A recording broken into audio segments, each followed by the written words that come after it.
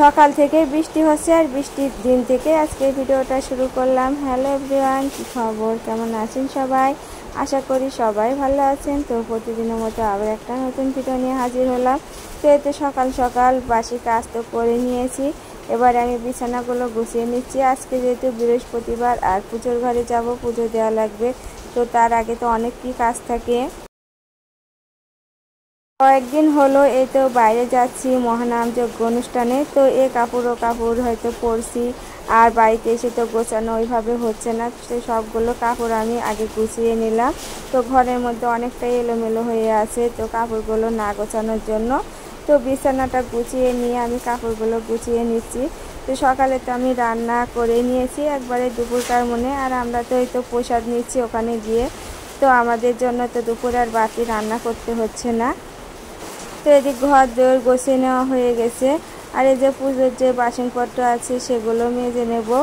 আর বৃষ্টি ছিল সেজন্য বাসন মাজতে পারি নাই, তো এখন তো বৃষ্টি একটু কম, সেজন্য বাসনগুলো মেজে নিচ্ছি। তো যখন বৃষ্টি হচ্ছিল তখন ঘর দৌড়গুলো একটু গুছিয়ে নিচ্ছিলাম, আর দেখতে পেলেন কাপড়গুলো গুছিয়ে নিচ্ছিলাম।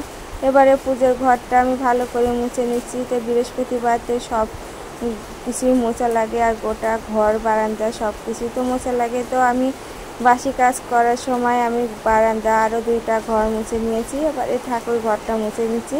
তো স্নান না করলে তো আর ঠাকুর ঘরে এসে পুজোর ঘর মুছে যায় না।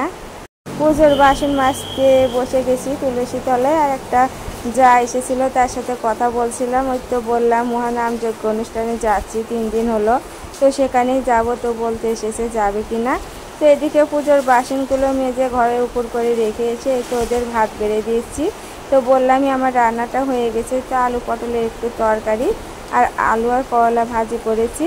আর আজকে তো সকাল থেকেই বৃষ্টি, আর একবার তো নেড়ে দিয়েছিলাম, তো তুলে আবার ঘরে দিলাম ফ্যানের নিচে। আর একটু বাদে আবার ঝকমকে রোদ বের হয়েছে, তো আবার রোদে এগুলো নেড়ে দিচ্ছি। তো বৃষ্টি আসলে এই একটা বাড়তি ঝামেলা, হঠাৎ হঠাৎ বৃষ্টি আসছে, আর কাপড় চোপড় শুকানো তো ভীষণ ঝামেলা। এ ঘরে বিছানাটা তো গোছানো হয়নি, তো ছেলে শুয়েছিল, তো এ ঘরে বিছানাটা এবারে গুছিয়ে নিব। আর একটু ধুলোবালি পড়েছে, তো প্রতিদিন তো ঝাড়াই হয়, তবুও রাস্তার ধারে ঘর অনেকটাই ধুলোবালি হয়। তো অনেকগুলো এই ঘরে কাপড় চোপড় এভাবে জড়ো হয়ে আছে, আর এই মন্দিরে যাওয়ার জন্য আমার বাড়তি কাজগুলো হচ্ছেই না। তো আজকে ভাবলাম একটু দেরি করেই যাব, সেজন্য এই বাড়তি কাজগুলো সেরে নিচ্ছি। এমনিতে তো ঘরের পুজো দেওয়া আছে, বৃহস্পতিবারে দেরি হয়ে যাবে মন্দিরে যেতে, সেজন্য একটু সময় নিয়ে কাজগুলো সেরে নিচ্ছি। সবগুলো কাজ সেরে নেওয়া হয়ে গেলে ঠান্ডা মাথায় পুজোটা সেরে নেব। আর ঘর দিয়ে যদি অগোছালো থাকে আমার ভীষণ খিটখিটে লাগে, খারাপ লাগে, তো সেই জন্যই আমি এই কাজগুলো আগে সেরে নিই। কিছুদিন হলো নেটওয়ার্ক প্রবলেমের জন্য আমি ভিডিওগুলো দিতে পারছি না।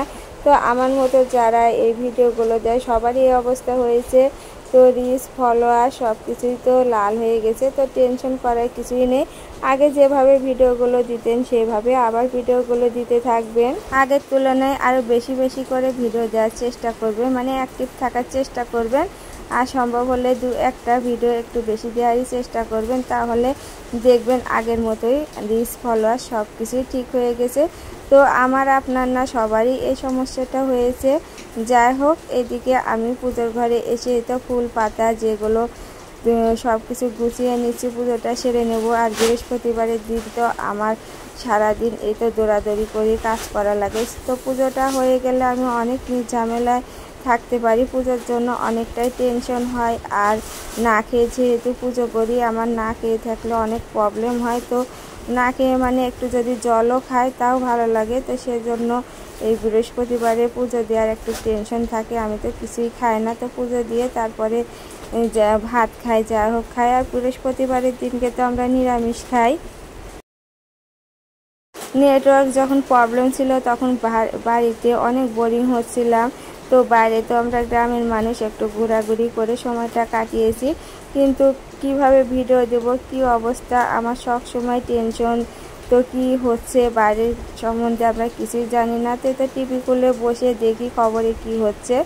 তো আমি যখন এই নেটওয়ার্ক ঠিক হওয়ার পর যখন মোবাইলটা অন করি, দেখি আমার সমস্ত ফলোয়ার সব কিছুই রিচ লাল হয়ে গেছে। তো আমার তো খুব টেনশন হচ্ছিলো, তো অনেক ভিডিও দেখে দেখে আমি টেনশন থেকে একটু বের হয়ে এসেছি।